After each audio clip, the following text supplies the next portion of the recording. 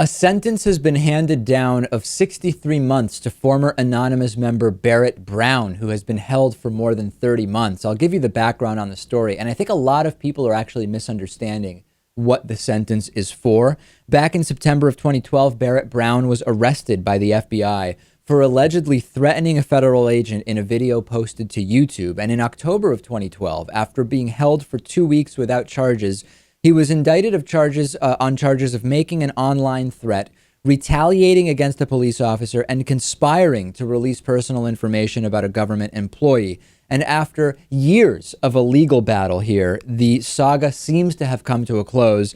He was sentenced to 63 months in prison after pleading guilty to charges of transmitting threats, accessory to hacking charges, and interfering with the execution of a search warrant.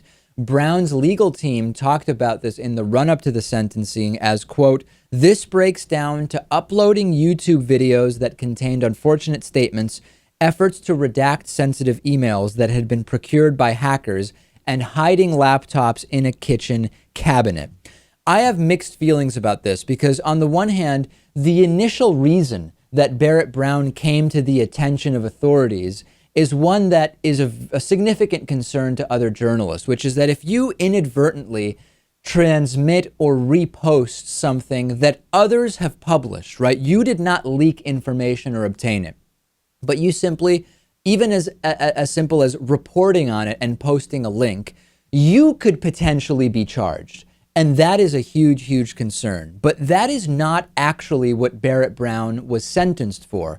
Initially, there were charges relating to the dissemination of information, but ultimately he was not actually convicted or charged for that. So while I agree that there are serious concerns in terms of independent journalists, and we've talked about this with WikiLeaks and with Chelsea Manning, et cetera, here the charges and the sentence, rather, are for acts that resulted around the investigation of Barrett Brown. So should he even have been held indefinitely without charges for a while and then subsequently not given a speedy trial, according to the opinion of many?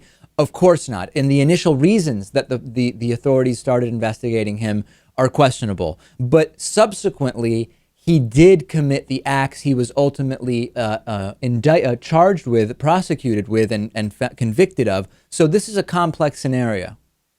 It is. I think certainly in some ways he was wronged here, but I don't think this is the case that we point to when we're looking to highlight some of the bigger issues that we're talking about. There's no question that the entire Barrett Brown scenario is a complete farce of supposed anti-spying law enforcement. I mean, it's a disaster. The amount of time he spent being held before the trial and during, it's all an absolute disaster. But for people who are emailing me saying Barrett Brown got 63 months for forwarding information that he didn't even obtain, factually speaking, that is not why he was sentenced. And I think, Lewis, it's important to remember that.